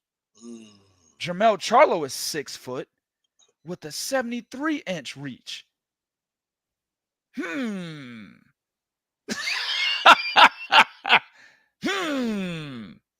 Canelo's 5'8" with a 70.5-inch reach. Billy Joe Saunders was 5'11", I think, with a 72-inch reach. Yeah. Guys, this can be easy work for Jermell Charlo. All he's got to do is jab. Stay on the outside and jab. At this point in Canelo's career, he has relegated himself to, all right, man, look, this is what I'm going to do. I'm going to go hard 3 rounds, then I'm going to take 2 rounds off. Then get a little tired and shit, B.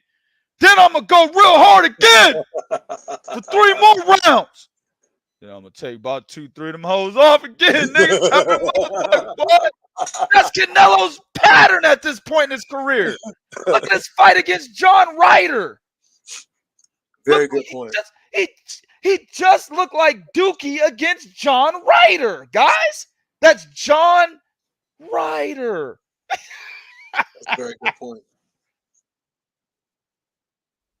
Canelo literally is coming in. He's going to press you a little bit.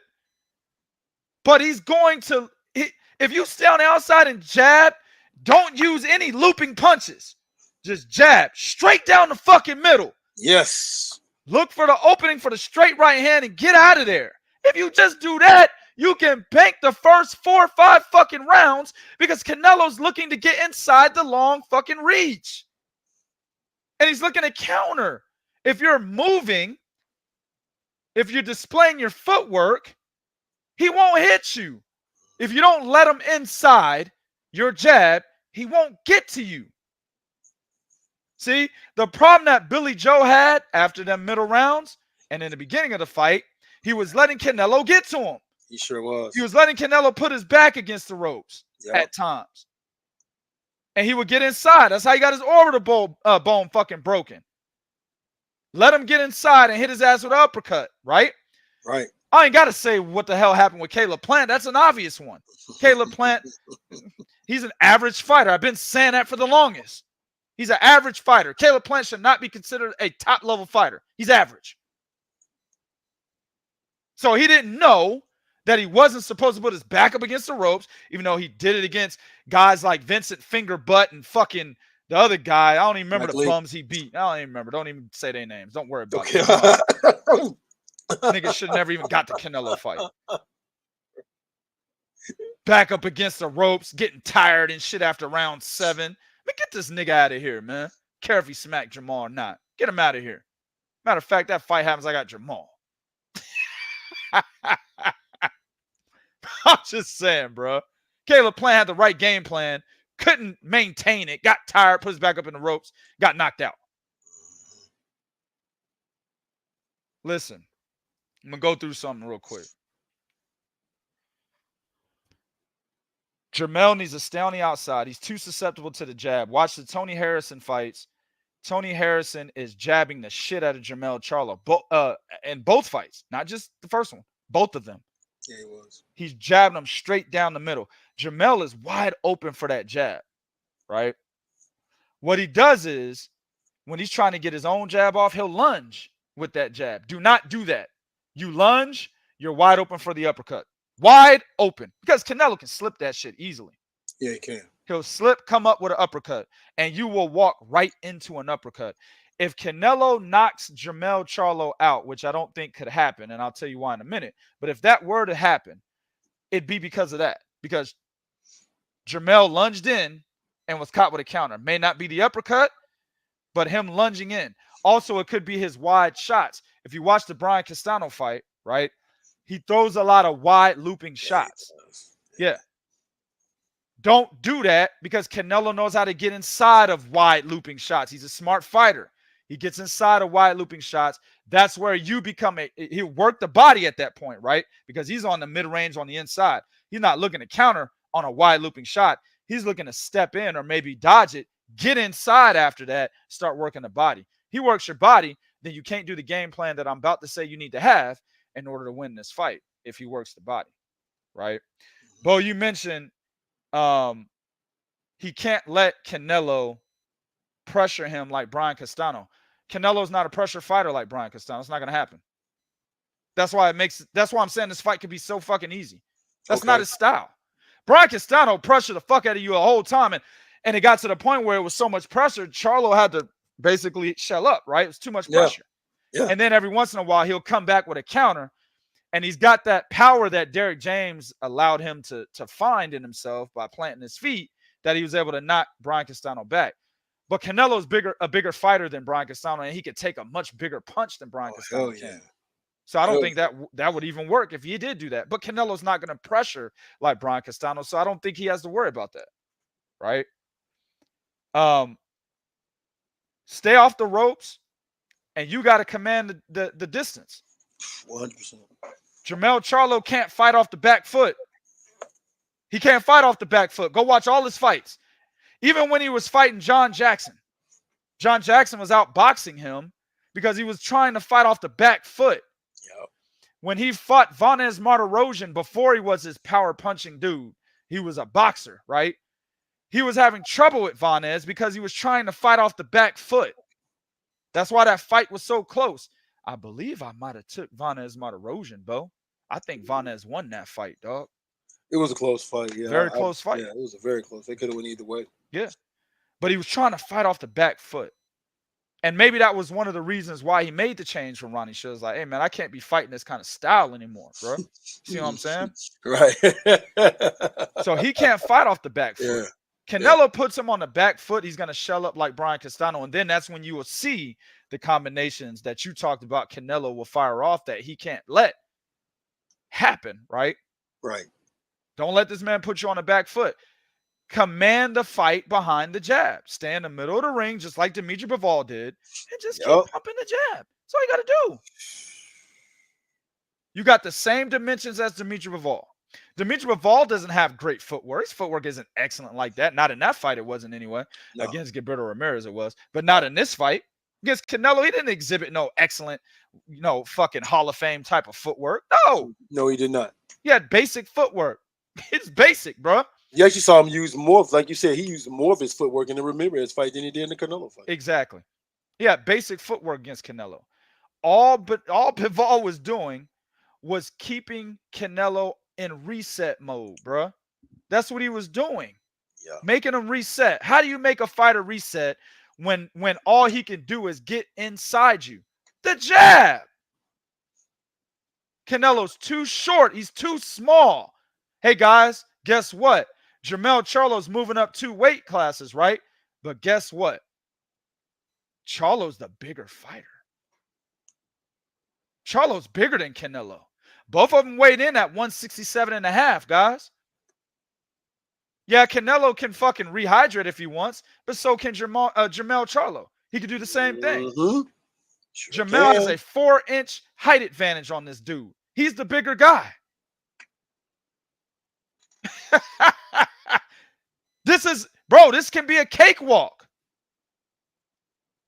What makes this not a cakewalk is if Jermell Charlo fights Canelo like he was trying to fight Tony Harrison. Yeah. If he fights Canelo like how he was trying to fight Brian Castano in the second half of their first fight. Yeah. If you watch the first half, and then if you watch the first half of both fights, actually, he was jabbing. And he was on his toes, especially that second fight against Castano. He was jabbing the shit out that boy, and he was on his toes. He was setting up combinations behind the jab, bro. But if he fights him like how he fought him in the first fight, which ended in a fucking draw, he loses to Canelo. If you get flat-footed and fight Canelo at mid-range distance, he lost. Canelo's a much better counterpuncher than he is. Yes, that's very true. I forgot about that. Canelo's a much better counterpuncher. Also, we're talking about him emulating Dimitri Bivol. There's one problem about that, right? While Jermell Charlo can do the same things Dimitri Bivol can do 100%. He could do the same things 100% with more athleticism involved in that. I think Charlo's more athletic than Dimitri Bivol. But here's the problem with trying to emulate Dimitri Bivol. There's one major key factor that Jermell Charlo cannot emulate. Exactly, Bo. The brain. Dimitri Bivol is a much smarter fighter than Jermell Charlo is, bro. Yeah. So that is the one thing that you got to remember. Okay, yeah, he should look at Dimitri Bivol. Yeah, he should look at the Billy Joe Saunders fight. He should look at guys that have boxed, that had success boxing Canelo in fights. But the real one he should look at is Dimitri Bivol. However, he doesn't have that brain. So how can he keep that up for 12 rounds? That's going to be the key. Can he stay to the outside, utilize his fucking height and reach, keep the jab in fucking Canelo's face, and continue to have Canelo reset? Don't get flat-footed, which honestly just erases his entire new style with Derek James, because he's flat-footed with Derek James. It erases his entire new style, right? Don't lunge in the jab. Just stay on the fucking outside and keep Canelo at the end of your 73-inch reach. I don't think he can do it, Bo. I don't think he can do it. So what I think we're going to see is a fight that should be cake. A fight that I should walk away from and say, hey, nigga, I only gave Canelo 3 rounds, bro. Just like I did with the Dimitri Bivol fight. Yep. I should be walking away from this fight saying, I only gave Canelo like 3 rounds, dog. This nigga was jabbing the shit out this motherfucker. Canelo couldn't get around the jab. I don't think this is going to happen. Let me tell you why. Willpower. And this is what I was talking about earlier when I said why I don't think Canelo can knock him out. Now, willpower can be a good thing and a bad thing. The good thing when as it pertains to Jermell Charlo, he will never let anybody knock him out. If Canelo knocks him out, that's a hell of a fucking feat, bro. Oh, if man. either one, if this fight ends in knockout, it's a hell of a fucking feat, bro. Agreed. Because both of these guys have the willpower. Hell, Canelo's got one of the best chins in boxing. Him and Gennady Golovkin, man. For real. One of the best chins in fucking boxing, bro. All right. Jermell Charlo has been hurt. Canelo's been hurt early in his career. But Jermell Charlo's been hurt rather recently against Brian Castano, in my opinion. Right? But he has this willpower. He's like, I'm not going down, bro. You're not getting me down. It's not going to happen. Yeah. Yeah. I will not go down from any shot. Exactly. That's the good news about Jermell and his willpower. The bad news is Jermell will get caught in firefights. This nigga's willpower and belief in himself will have him deviating from an easy game plan and doing a game plan that favors Canelo. And I 100% believe that happens in this fight. Jermell Charlo is the type of fighter that goes into the first fight, makes mistakes, and then needs a rematch to correct those mistakes. Jermell's he's not good at correcting his mistakes real time because he doesn't have the IQ, right? Terrence Crawford makes mistakes in fights, he can correct it real time, literally in the next round, right? Yeah. But Jermell Charlo, he's not one of those fighters. He will continue to make those same mistakes throughout the fight, but then when you rematch him, he corrects it. That's a problem here because there's no guarantee of a rematch. A rematch isn't even in the fucking. We're not even talking about that. That's not even in the realm of understanding right now. Right. Exactly. The first fight is tomorrow. You can't make mistakes that you can't correct against Canelo Alvarez. I believe he does that, bro. So, in my opinion, what I said earlier, this could be an easy night, a cakewalk for one of these fighters. Or if one of those fighters doesn't stick to the game plan, it ends up being an instant classic or possibly a fight that we talk about for a few years down the line. Obviously, that person that would have made this a cakewalk is Jermell Charlo. But his willpower, his willingness to fight. He also said in one of the All Access episodes, you know, I got to make sure the judges don't have control of this fight. I got to have control of the fight. He did say what? You're trying to knock him out? Yeah. And that goes into what you said. You're trying to knock him out? Yeah. What are you talking about? Because if you're saying you don't want the judges to have control of the fight, you're basically saying you don't want the fight to go to the scorecards. Hey, I can't blame you. Like I said, Dimitri Bivol beat the guy 9 rounds to 3 and got a fucking 115-113 decision, bro. That's only 7-5. So I don't blame you. Hell, Floyd Mayweather beat the nigga 11-1 and got one judge calling it a draw. I don't blame you. Erislandy Lara, in my opinion, beat the nigga 8-4, 9-3. He actually lost the fight with the scorecard switched. 9-3. So I don't blame you for thinking that, but you can't go into the ring thinking you're going to knock out a guy like Canelo Alvarez, who, like I said, this guy, I've never seen anybody pushed the way Canelo Alvarez has been pushed in his career. I've never seen that in all my time covering boxing.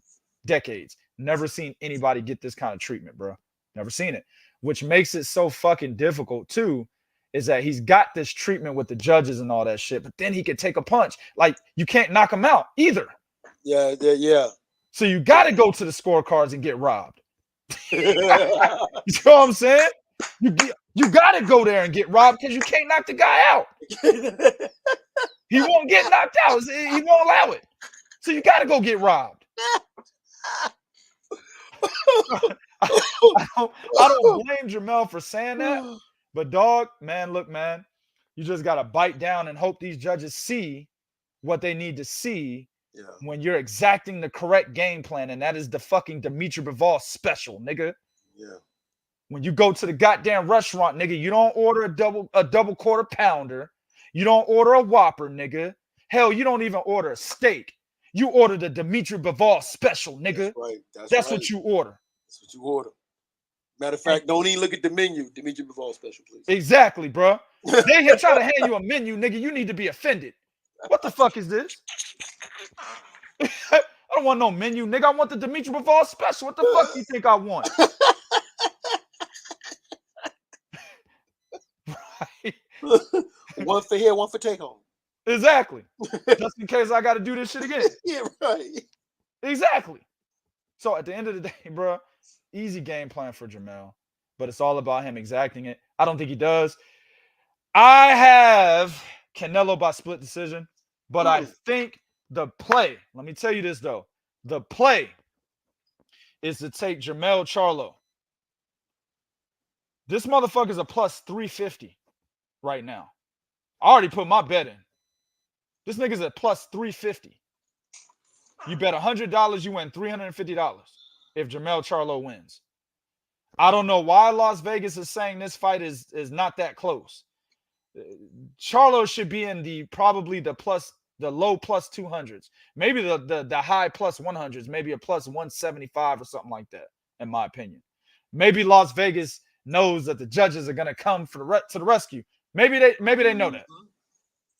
But a plus 350, that's the fucking play right there. You got to take Jermell Charlo. But I think the judges are going to come into play, and it's going to be Jermell's fault. I got Canelo by split decision, man. Ooh, man. Now, I got one question. Where y'all going to get a breakdown like that from? Like, where y'all going to, like, honestly speaking, you can look at what both of us said, because I picked Charlo split decision. You got Canelo split. So you can look at what both of us said and said that it can go that way. Yeah. Like, mind you, and understand, I never knew what his decision was going to be all day long. We never talked about this fight, right? Because there's one thing that you said that even I didn't think of. And that is the fact that when you look at Canelo Alvarez, the respect that he has, the already look that he has, what he has garnered and gained throughout the sport of boxing, that's what you're fighting. See, That's what you're fighting. You're not fighting Saul Alvarez. You're fighting Canelo, the megastar, face of boxing, $20 million gate when he fights twice a year, Mexican Independence Day specialist. That's who you're fighting. Exactly. You're fighting all of that when you step in there with him, because, and then of course to your point is he has a 3-fight deal with PBC. You also have to think, do Canelo want to start off with an L to begin this? See, so my man Ruben made a good point. He said, how much influence does Al Heyman have in the scorecard since he just invested in Canelo for 3 fights? And I mean, that's a good point. And that's why I'm picking Canelo by split decision. This is the first of 3 fights. And Canelo's already talking about fighting Jermall next. I don't see, unless, I mean, Canelo can lose. Like, DAZN invested in Canelo 2 fights, right? To fight Bivol and fucking Gennady Golovkin. Yeah. So Canelo losing doesn't stop the money train, right? Exactly. He lost to Bivol, and then he immediately fought fucking Golovkin on DAZN pay-per-view. Yep, and Bivol ain't fought nobody. Right, exactly. And Bivol is still on the bench. He fought fucking Gilberto Ramirez, and that's it. Still on the bench. Like, damn, I was league MVP. Exactly. Right, Bo. I was a league MVP. Can I get in the game? Exactly. Hey, coach, remember you used to get coach that eye contact when you're trying to get in the game and shit? Yeah. Hell yeah, bro. Bivol giving the coach eye contact and shit. Like, hey, coach, me? You talking about me? No, nigga, stay on the bench. Not you, nigga. But I'm just saying, bro. Canelo can still lose to Jermell. Al Heyman will parlay that bitch into a rematch. You know what I'm saying? That's his second fight. Yeah. So I don't think Canelo losing messes up the money train for PBC all that much, because there's so many fights that can be made. There's rematches that can be made if he loses, right? Now, if Charlo goes out there and just dominates this motherfucker, bro, And I mean, let's say Canelo, the moon turns green and he gets knocked out. You know what I'm saying? That's a different situation. Yeah, right, exactly. But I don't think that happens. The moon doesn't turn green, so it don't happen. You know what I mean? So at the end of the day, if he loses a decision to Charlo or whatever, the decision's gonna be close. There ain't gonna be no 118, 110 for Charlo. That's not gonna happen, guys. it's 7-5. I don't even think 8-4 happens for Charlo, bro. 7-5. Right. That's as far as this nigga goes. 115, 113, bro. I'll be surprised if it goes past 7-5, dog, for Charlo if he wins a decision. If I see a 116, 112 for Charlo, I'll be like, damn, for real? Yeah, Canelo just fell off. Yeah, this motherfucker got no influence no more, man. This motherfucker got no control, bro. For real. But yeah, if that were to happen, though, like I said, it would be in Canelo's favor, not necessarily Charlo's. And if he loses anyway, it'll be a situation where money can be made on a rematch, man. I don't think fixing the fight makes a big difference, honestly, here. I agree with you. Hell, I think if the fight is close, let's say Canelo does win a close split decision, I can see a rematch. Yeah. Seriously. If it's a close split decision, I can see them say, hey, man, we need to run this back. Yeah. I can see him doing that. Yeah. So, like I said, if it is fixed, it would definitely be in Canelo's favor because he's gonna move on to the next brother, and that's more money. That's more intrigue, not more money, but more intrigue. It probably is more money. I was probably right because there's a story behind it. He beat the twins, so right. people are gonna want to watch him beat. And Jermall right now is seen as the easier twin. Yeah. You see what I'm saying? So people are definitely gonna tune into that shit. Oh damn, can he beat the twins? That's dope. They're gonna tune into that. And if Jermall goes in there and he blasts through Jose Benavidez Sr. and he starts barking again, that can drum back up interest in him, like you said, him fight Canelo. So you're right. Yeah, you're absolutely right, man. Oh man, dog, I can't wait. I can't wait. Let me ask you. There is one question I did want to ask. If Charlo wins this fight, is he a first ballot Hall of Famer? Jermell? Jermell. Yeah, nigga. Ingemar Johansson's in there. Arturo Gotti's in there. Right? What's that motherfucker from Ireland? Barry McGuigan. He's in there. Yeah. Hell yeah, he's a first ballot Hall of Famer. Joe Calzaghe's in there, for Christ's sakes. A lot of niggas gonna get mad at that. I don't give a fuck, dog. I don't give a fuck. Joe Calzaghe, damn near one of the most overrated Hall of Famers. Actually, I take that back because I just mentioned 3 that are way overrated than him. But he's hella overrated. Yeah. You know what I'm saying? So yeah, if Jermell is beating Canelo Alvarez at 168, yeah, absolutely. Yeah, he's undisputed twice. 154 and 168. Like, damn, nigga, what the hell does nigga got to do to get in there? The fuck, man. And mind you, these are 2 of 3 Kings boxing top 10 highly rated fighters. Yep. On our end too. So we're getting that again in this fight right here. I think the better question is, if he wins, does that put him number 1 pound for pound? That's the better question. At least let me say this, not number 1, top 3. Top 3? See, that's still tough because of Usyk, Naomi Inoue, and Terrence. And Terrence. That's okay. You know what? Yeah, if he win, we have to do it. That's double undisputed. Don't forget that. Yeah, that's double undisputed, and it's against, and then what he has to go up against to beat Canelo to do it. That's a lot. Yeah. You know what? Yeah. He deserved to be. If he beats Canelo Alvarez, he deserved to be in the top. I put him over Usyk if he beats Canelo. I don't put him over Naoya Inoue. I'd have to evaluate that. I might I might put him over Inoue if he beats Canelo for if he beats Canelo for the undisputed crown at 168. I might. I gotta evaluate that though. But Usyk, yeah, I definitely put him over Usyk. I agree with that. I wouldn't have no problem with that. I agree with that. So yeah. Whoo! Oh man, but you got me wanting to go bet my money on this fight now. Plus 350. Yeah, plus 350, bro. That's a steal, man. Oh, I got That's you. a fuck. Like that's if I'm betting $100, that's $100 I don't mind losing. You know what I'm saying? I take a stab at that shit, nigga. Plus 350. I put I took him at 350. I put that shit in last month. Oh Look at man. my dude. I was like, man, this nigga's at 350, man. Put me up, man. Give me that. I'm happy to lose that money, nigga. Shit.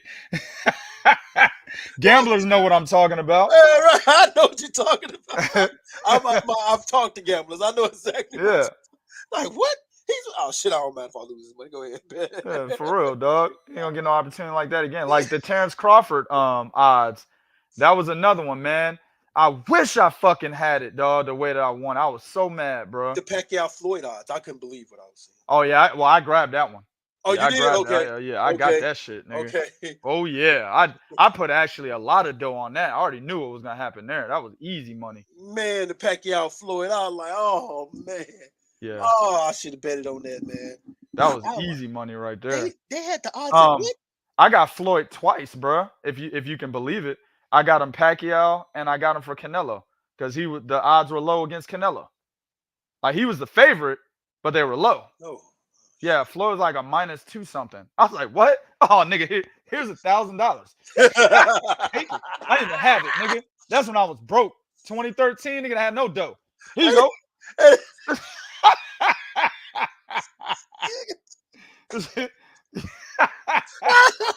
I'm using credit, nigga. I already knew I was gonna win that shit. Because I'm betting money I ain't even have. Goddamn, I wasn't worried about it. That was easy. That was easy. I fucking took him straight up, and I took him on a parlay with Danny Garcia and Jay Leon Love. If you can believe that shit, because I forgot who Jay Leon Love fought, and I knew I think it was like a robbery or something that on that card. Maybe it wasn't Jay Leon Love. That might have been Robert Guerrero. It was somebody else, but I took Floyd, Danny Garcia beating Lucas Matisse, and somebody else. And it was that, and then I took Floyd straight up. Nigga, I had so much money, betting money I didn't have. Oh, man. I took home a wheelbarrow of cash, nigga, that day. Easy money, man. Thank you. Thank y'all. Just dump it in there. Thank you. Exactly, bro. All right, man. Prodigy, man. Go ahead on and roll us out, family. Y'all know what to do, man. Go to 3kingsboxing.com for your source of pure unadulterated boxing information. Hit us up on Twitter at 3kingsboxing, Instagram at 3kingsboxing, Facebook.com/3kingsboxing. Also, man, go to this channel here on YouTube, Prodigy Boxing Talk. Subscribe to it, man. Be on the lookout for more shows. Appreciate everybody that was in here. Definitely apologize for the hiatus, but it is what it is, man. Family comes first. But we're expecting to pick it up again like we were before that hiatus for that, situation that took place. So be on the lookout for more videos. We're coming through. Until the next one, we out.